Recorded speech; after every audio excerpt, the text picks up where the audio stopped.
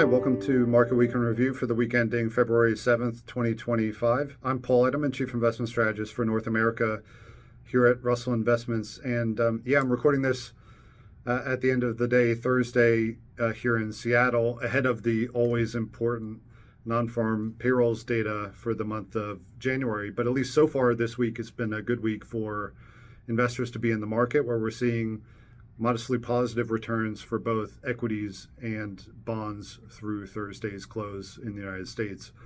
Under the surface of that, three things have stood out to me this week. First is around how the fourth quarter earnings season is tracking. I'd say there, the main message is one of strength, where we're continuing to see robust fundamental performance for the U.S. corporate sector. But arguably even more important than that, that fundamental earnings growth is starting to broaden out, where it's no longer just driven by the large mega cap technology stocks anymore. The so-called S&P 493 and the Russell 2000 index have also transitioned back to positive earnings growth here now in the fourth quarter. And I think that idea of fundamental resilience and broadening, if it can continue, could support a potential broadening out of equity market performance over the course of 2025 as well. And so I think that's going to be a key watch point for investors in the quarter ahead. The second key observation for me this week came around U.S. trade policy. Over the weekend and into Monday morning, there was a lot of investor anxiety around President Trump's proposal to put in place large tariffs against the United States' three largest trading partners, being Canada, Mexico, and China. Of those three, we only had tariffs actually get implemented against China. And those 10% tariffs, by our estimation, will only have very modest effects onto U.S. growth and inflation going forward. We think our outlook for resilient growth and moderating inflation is still on track, even with these policy changes. For Canada and Mexico, President Trump allowed for a 30-day pause around the trade negotiations. So obviously there's still a layer of uncertainty here. Could those tariffs come back again in March? Might the U.S. administration pursue new trade actions against Europe?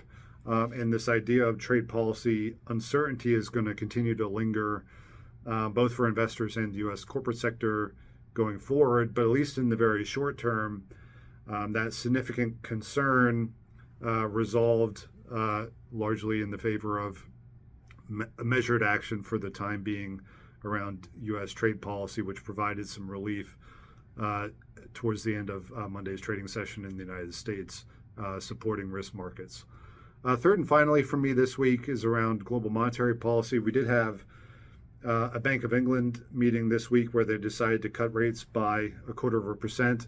I'd say across most of the developed markets, central banks right now, we're still in an easing cycle. Some of them are going a little bit slower, such as here in the United States with the Federal Reserve, given the strength of the U.S. business cycle. Some of them are going a little bit faster, such as the European Central Bank, given some of the economic weakness there in the region. But most central banks are still cutting interest rates. Again, we saw that with the UK this week. Our expectation going forward is that the Bank of England is very likely to continue cutting interest rates, potentially even a little bit more than what is currently priced into the forward curve.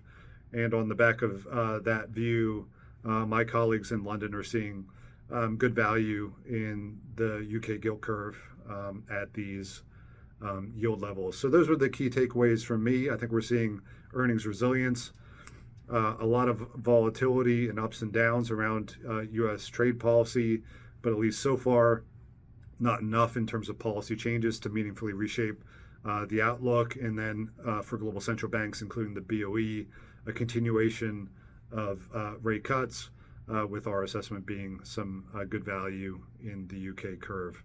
That's it for me this week. Please stay tuned next week for our next session of Market Week in Review. Thanks a lot. Hi, I'm Sophie Antal-Gibert, Head of Portfolio and Business Consulting at Russell Investments. If you liked what you just saw and heard, consider subscribing to our YouTube channel or check us out on LinkedIn. Thanks for tuning in.